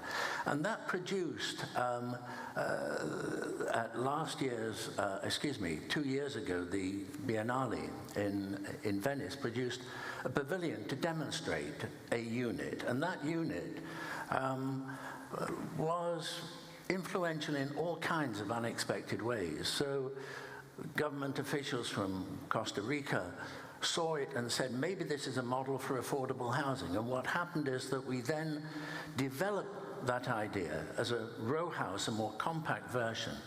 And so now we can deliver really high quality, affordable housing at scale of 500. So, for example, a 2-bedroom, living room, dining, bathroom, kitchen, porch for 13,000 euros, which for a dwelling is an extraordinary breakthrough. Absolutely. But that's using prefabrication. And there are other projects in the exhibition which show more sophisticated versions, Lego-like building blocks, the idea of a building coming off an assembly line, very much like in the tradition of Prouvé and others. Wonderful. Sheikha Mayasa, the title of this discussion is Culture for Tomorrow. The title of this conference is Art for Tomorrow. But in the world, we're living in a world that's in such a state of tumult at the moment. And everyone is preoccupied with today, and it's difficult to visualize tomorrow and a future, in a sense, a constructive, hopeful future. How have you been constructing a positive sense of tomorrow in Qatar? First of all, I would like to say thank you to Stefano for hosting us here. I really enjoyed being part of the Triennale this morning. And for those of you who haven't visited, you should definitely see, and definitely Sir Norman's installation is also very inspiring. In terms of Qatar's strategy, I mean, I've heard earlier today a lot of people talking about pessimism and optimism. As a nation, I think we remain quite optimistic about the state of affairs. Qatar plays a very active role politically in trying to mediate amongst conflict zones and nations that are in conflict. From a culture point of view, I think we've also used that as a form of mediation in terms of inviting people from all parts of the world to discuss in dialogue the different aspects, points of views that we can engage and invite to express their views artistically. And as you know, culture is an open space. There is no hierarchy. You can you can have a lot in your bank account, you can have nothing in your bank account, and you're still invited to participate. And I think it's quite democratic in that sense. Obviously, for those of you who have not been to Qatar, we've built a 25-year strategy under the national vision of Qatar 2030. This year we're celebrating 20 years of that. And we've tried to invest really in creativity and innovation through giving platforms for Arab designers from all around the world in different industries, whether it's fashion, film, design, art, performance, music, to come and to support them, give them residencies, not just in Qatar, but around the world, and really just empower them to have a voice and to tell their own stories. Culture becomes a necessity, therefore, and not a luxury. I think when a nation starts to use culture as a form of public relations, it becomes a problem. Qatar has chosen to use culture as a means of a real investment and human development, and we've seen the economic impact of that. I mean, Norman built our amazing stadium for the World Cup, and I think for those of you who've come or watched even on TV today, as I visited the Triennale, some people commented on how amazing that experience was. But that was really the epicenter of merging art and sports together, and I think everybody who came left optimistic, hopeful about a better future. Okay. Not forgetting how much we were criticized before that. And how big a role is the construction of your superb museums? How does that sort of infuse a sense of hope? So that's an interesting question, because obviously, as I said, we're 20 years now. We have 4 museums in operation, and we're building 4 new museums and a school. We've decided that with all of our future museums, we're going to be engaging, as I call it, the global south. We choose to engage artisans and craftsmanship in realizing the designs of actually Western architects. We have the Lusail Museum, which is Herzog de Meuron. It's our next museum on Al Maha Island, across from the stadium and the Norman Towers, actually. It's a future city in Qatar. It's innovative, it's high-tech, but we keep this island as the heart of the future city because it's all about culture, creativity, innovation, and we focus on local craftsmanship, but also, utilizing the traditional craft of our region, looking east. I mean, I see Guyana here. We would love to work with Uzbekistan. I've visited some of the ateliers and artisans there. They have amazing quality craftsmanship. So why not show them off to the world alongside the world-class collections that we have collected alongside Pritzker Prize HDM building? Okay. Stefano, I'd like to congratulate you also on the train. I've run around in 20 minutes, half an hour, but I was enormously impressed, mainly by the fact that the exhibition really deals with tough, real issues, which the art world generally avoids, and deals with them in a very eloquent way, I think. So congratulations, I think it's really superb.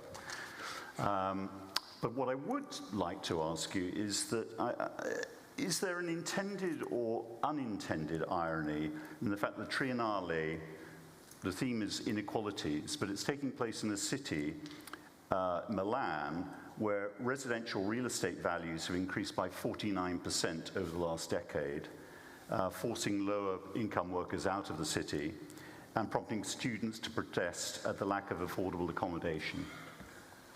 No, I believe that this is one of the reasons we decided to select this as a main issue also for the local politics. And you're right that the average cost of rents in Milano gone up of, let's say, the average was 22% in the last 10 years, and the average income was going up of 12%. So this is absolutely true, and also it's true that this happened in the part of the city, in the areas where, let's say, in the poorest part of the city, where the income were growing at all. So I believe this issue is a necessary key entry for any public policies today. And That's why we are inviting the municipalities, the region, and also the Minister of Culture and Minister of Foreign Affairs this morning to let's say, to talk about that and to study how could be possible to intervene, trying to a little bit rebalance this unacceptable contradiction. Because isn't something like the Triennale part of the problem?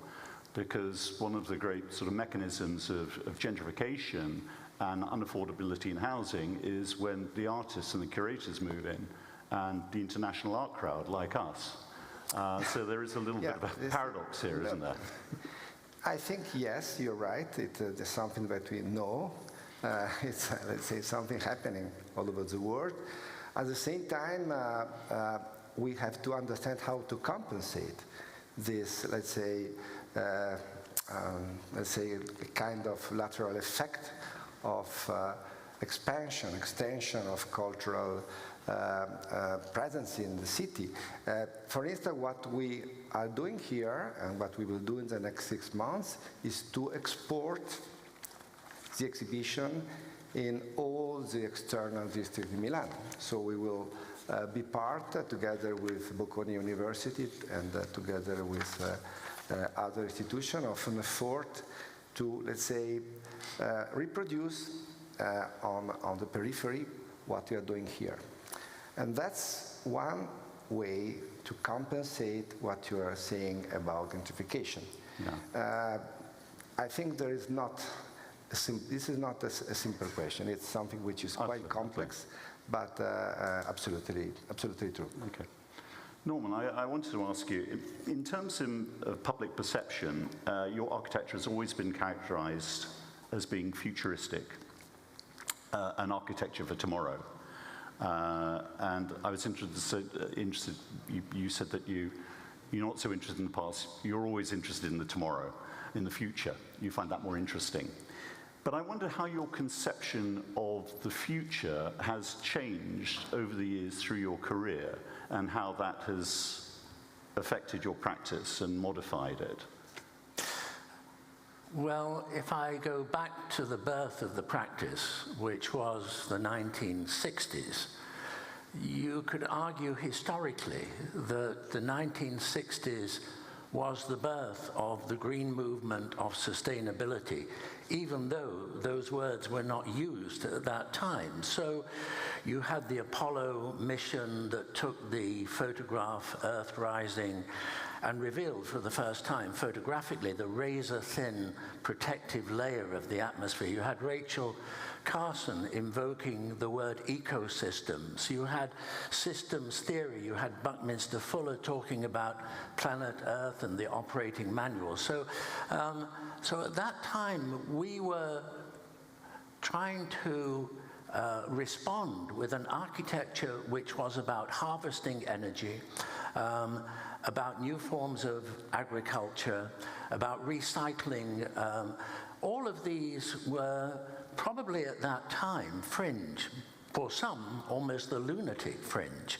And the interesting thing is that over time, that has now become mainstream. And somewhere in the middle of that was a project like the Reichstag, where we were, through advocacy, able to arouse the political conscience of those creating their house, being the parliament, to consider that it could be a national emblem in terms of a carbon-free energy manifesto. So I think the big change, in short, is public perception, and now there's a groundswell there. Yes, because you seemed at the time a little bit of an outlier, but the sheer beauty of your buildings won people over. But you were very, very different. But now, well, mainstream is the wrong word, but you're an establishment figure. I think it's demonstrating also that to be sustainable, we don't have to wear a hair shirt. You're not wearing one. That you can have an extraordinary quality of life and you can be sustainable. And it's a wider argument. One needs to look, you somehow have to take it away from emotion and come down to data. So for example, if we talk about nuclear and you look at the data, nobody has died from nuclear waste, quite the reverse. Its virtue is that it's totally controllable. Whereas between 7 and 10 million people, mostly young children, die every year through the 40 billion tons of noxious gases that we emit in the atmosphere. Which is the point you make very well in your exhibition. Yeah, absolutely. So we need to take emotion out of these decisions about the environment and come down to the data, come down to facts. But on the other hand, there's plenty of emotion there. You're still incredibly enthusiastic about the future, aren't you? And Absolutely. That's a constant. Absolutely. Sheikha, I wanted to ask you about the, you've got an exhibit at the Venice Biennale of Architecture, and you have a Qatar Pavilion, which will be a permanent pavilion in Venice. What it looks at is how contemporary architecture responds to community needs and reimagines a sense of belonging. You're constructing a huge smart city at Lusail, aren't you?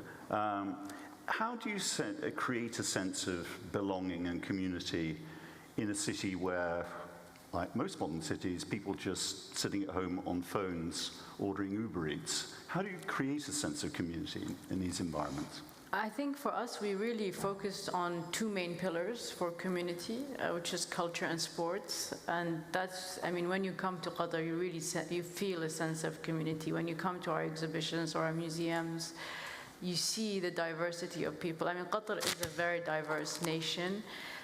Even for our Venice Pavilion, for example, we've made it a commitment that this will be a Qatar National Pavilion, but a platform to show Arab talent, because we have so many different nationalities living in Qatar, and we really want to support talent and take them globally. So, you know, it's interesting you asked me about our pavilion and the Giardini, because we installed the Yasmin Lari Community Center, which was part of the Manzar exhibition we did last year on Pakistan. It was the first exhibition ever done on Pakistan modern and contemporary art plus architecture since the partition. Nobody has ever done that survey. And I'm happy to say that this exhibition is now going to Islamabad in the fall at the request of His Highness and the Prime Minister of Pakistan.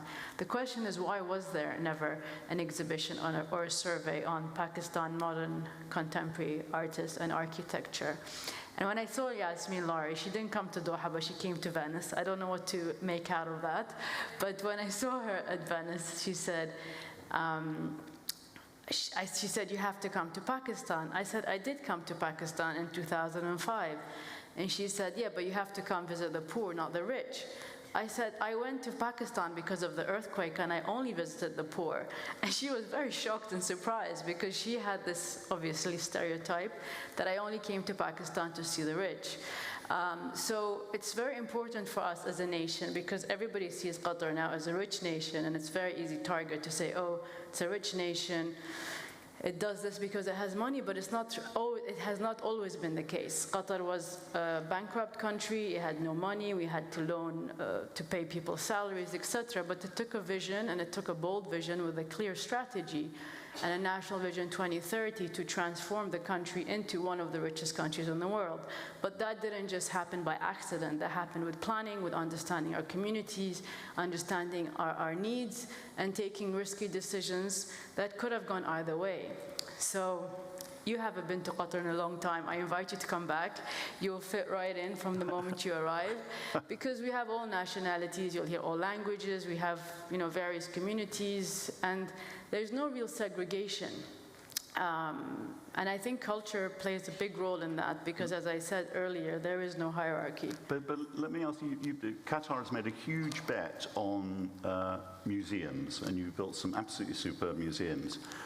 But one thing that slightly, well, it concerns me, but it's an issue, is that museum attendance worldwide is going down. Now, it varies, it's spotty, but it is actually going down.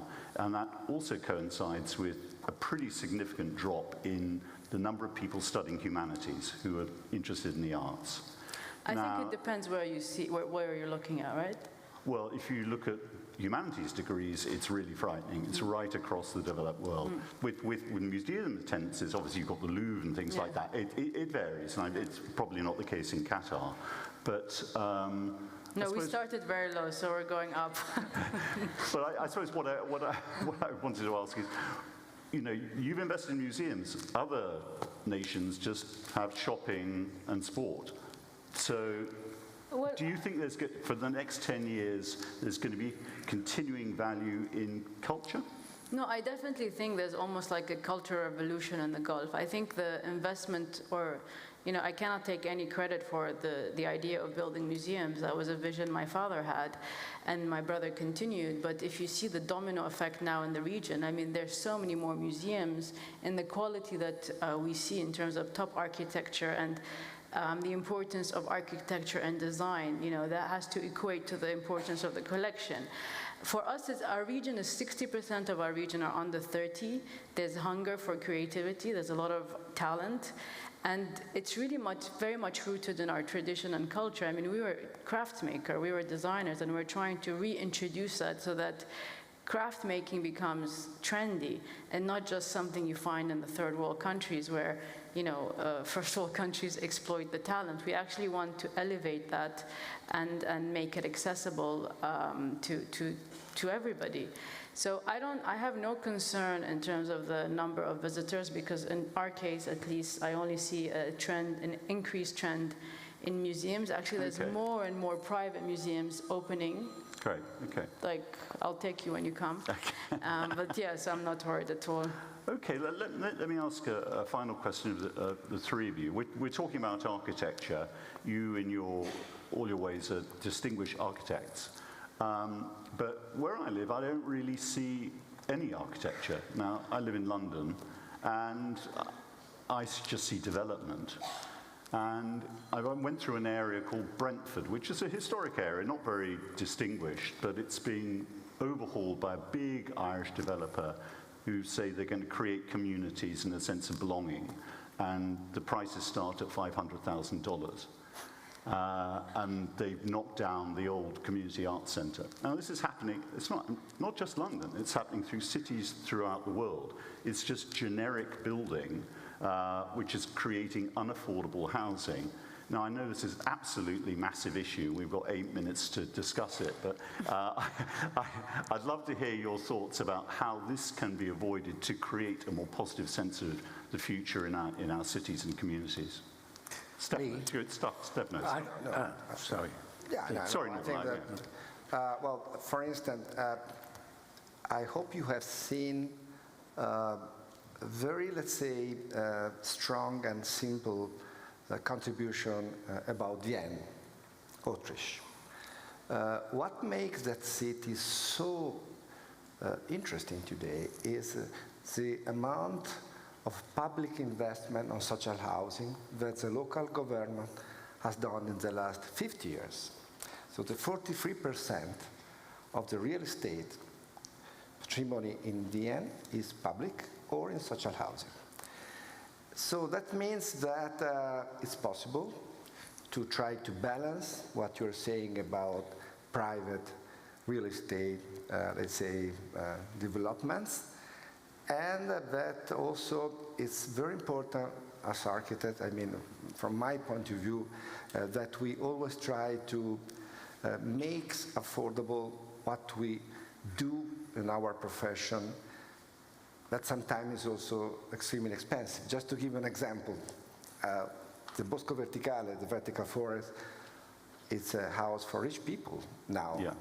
But this is, the reason is very simple. So the cost of construction, the cost of research that we had done at the beginning were extremely high. But since its construction until now, what we have done is to do our best to demonstrate that it's possible to replicate that typology, and to make it affordable for everybody. And we have done it in And sorry, you are actually creating affordable units, are you? Social housing, vertical forest in Holland, in China, and different parts of the world. And this is more or less what also Norman has always done with his research. So Norman, how would you address the issue? Well, I was going to use exactly the same example of Vienna. It's quite famous, The isn't it? It's foundation famous has very, success very story, isn't it? close ties with that. But there are other examples. I mean, Singapore is a good example as well. It comes, I think, full circle round to your previous question about museums and humanities. And I think that your point of view is very Western-centric.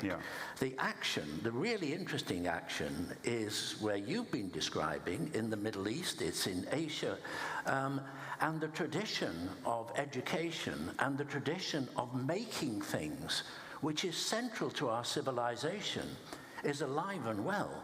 So, I mean, we're looking at popular football, Manchester United. We're looking at prefabricating that as it happens, in Dubai, and shipping that on the Manchester Ship Canal and assembling it. So it's a much wider issue, and it comes down to research and education. And what we're hearing about Vienna is it's civic leadership. And that is alive and well in some parts of the world, and other parts of the world that you're describing, no, they've lost the plot. But the examples are there. It needs leadership. It's never about how much you spend. It's always about how wisely you spend it. And it's always about planning, enlightened planning.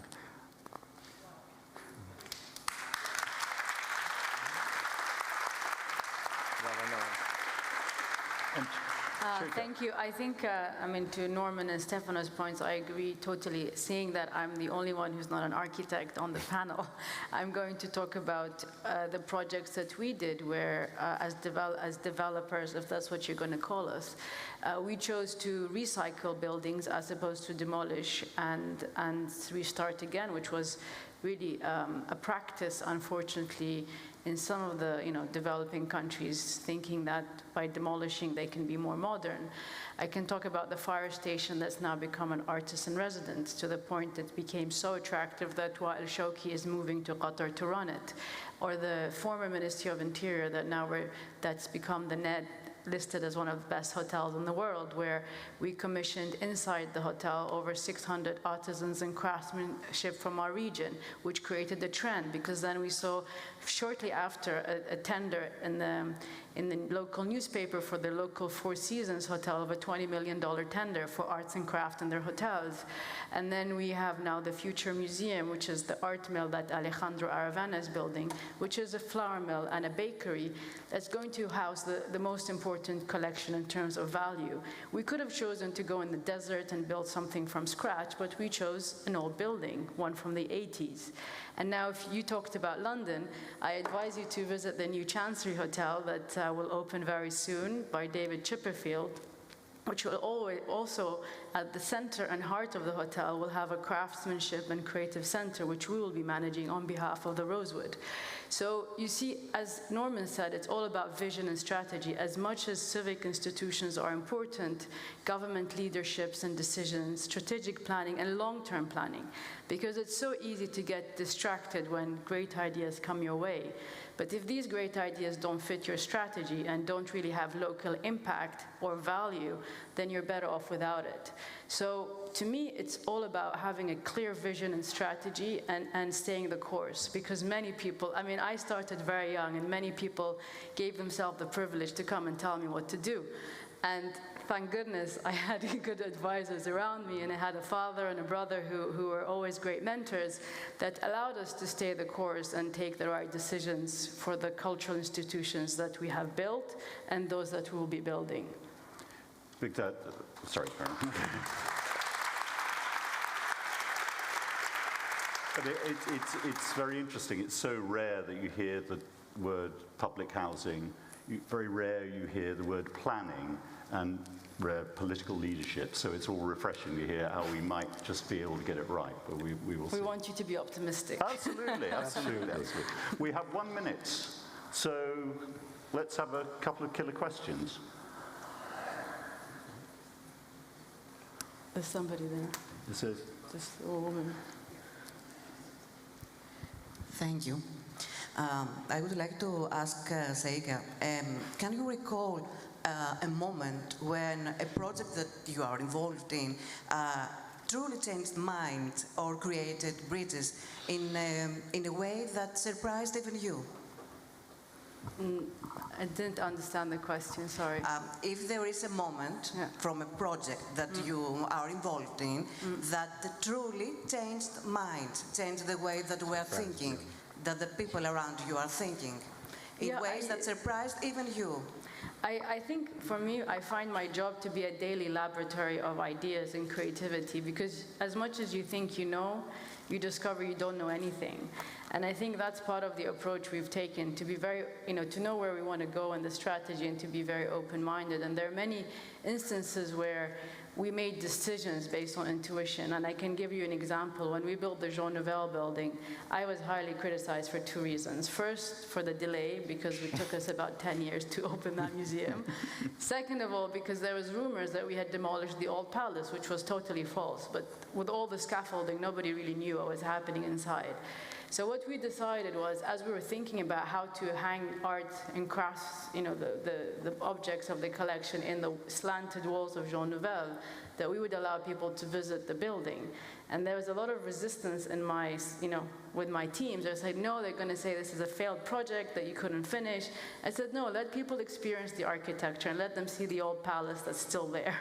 And actually it was the best idea we took, because as soon as we opened the museum, everybody who came said they felt their home because they had seen the whole process. So, sometimes you have to go against the trend to make a point. Wonderful. I think that's all we have time for. Thank you so much. That was great. Thank you so much. Cool.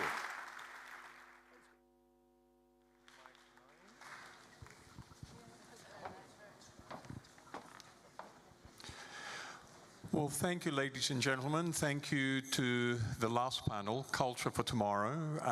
This has been an appetizer for what's coming the next 2 days, maybe even what's coming the next 10 years. Enjoy Milan. We are blessed with good weather, despite the weather forecasts. And tomorrow morning at 9:30 sharp, we'll actually be in the room upstairs on level 1. So see you tomorrow morning. Thank you.